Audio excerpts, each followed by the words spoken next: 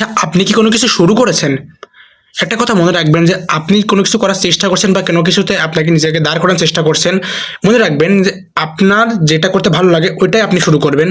কারোর কথাতে বা কোনো কিছু না জেনে বা প্যারেন্টসের কথাতে বা কোনো বড় ভাইদের কথায় কোনো কিছু ঝাঁপ দেবেন না।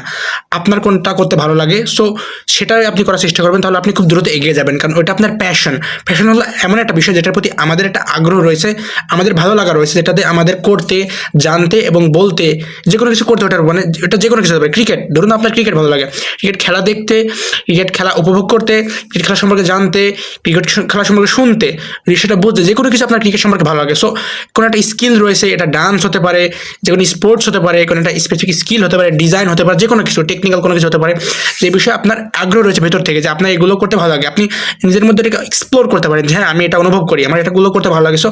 আপনি নিজের প্যাশনটাকে খুঁজে বের করবেন, ওটার উপর কাজ করবেন। মনে রাখবেন যে আপনি কোনো কিছু করার চেষ্টা করছেন, ওটা শুরু করে দেবেন যে আজ থেকে করবো, কাল থেকে করবো। বেশিরভাগ মানুষ কিন্তু মনে রাখবেন যে আপনি এই জিনিসটা করা শুরু করতে চাচ্ছেন, বেশিরভাগ মানুষ এই জিনিসটা শুরুই করে না। একটা কথা মনে রাখবেন যে ধরুন 100টা মানুষের একটা স্কিল কথা বলা হচ্ছে যে তোমরা এই জিনিসটা করে এই জিনিসটা শিখে আর্ন করতে পারে, 100 জন মানুষকে বলা হচ্ছে।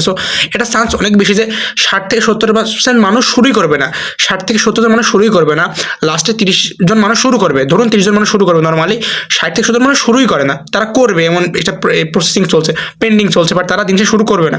মনে করেন ওটার মধ্যে তারা রয়েছে 60-70 মানুষ শুরুই করবে না। আপনি 30 জনের মধ্যে রয়েছেন যারা শুরু করেছে। আবার শুরু যারা করে তারা প্রথমে যখন আমরা শুরু করি কোনো কিছু অনেক কিছু কঠিন লাগে, বাট ডে বাই ডে যখন আপনি 1 দিন 7 দিন 10 দিন করছেন, ওইটা আস্তে আস্তে কিন্তু ইজি হয়ে যায়। আমি যখন এখন কন্টেন্ট ক্রিয়েট করছি, 2 মাস আগে যখন আমি শুরু করি, তখন আমি 7 সেকেন্ডের, মানে মজার একটা ঘটনা, আমি 7 সেকেন্ডে শুধু একটা রিলস তৈরি করতে যাচ্ছি, মানে আমাকে 10 বার ট্রাই করা লাগছে। মানে বলতে চাচ্ছি এখন আমি এইভাবে বলতে গেলে আমি আটকে যাচ্ছি, মানে 10 সেকেন্ডটা রিলসে আমি 10 বার আটকে যাচ্ছি, মানে 10 থেকে 11 বার ট্রাই করার পর আমি 10 সেকেন্ডটা রিলস তৈরি করছি। এখন আমি একটানা 7-10-12 মিনিট কথা বলছি, হতে পারে আমার 10 বার বেঁধে যাচ্ছে। আমার প্রতি 7 সেকেন্ডের একটা রিলসের জন্য 10 বার আমি বেঁধে যেতাম, এখন আমি 2-5-10 মিনিট কথা বলতে যাচ্ছি, আমি 2-3 জায়গায় আটকে যাচ্ছি। কোনো কিছু যখন আমরা শুরু করবো, এটা কঠিনই লাগবে। যে কোনো কিছু হতে পারে, যে কোনো টেকনিক্যাল স্কিল হতে পারে, যে কোনো কিছু হতে পারে। আপনি কোথাও কর্পোরেট চাকরি শুরু করেছেন বা জব শুরু করেছেন, যাই করেন না কেন, প্রথম ওটা প্লেসে আমাদের মধ্যে আমরা কনফিডেন্স আমাদের অতটাও থাকে না, মানুষের সাথে আমরা পরিচয় হয়ে উঠি না। যে কোনো জব হতে পারে, যে কোনো স্কিল হতে পারে, যে কোনো কিছু হতে পারে।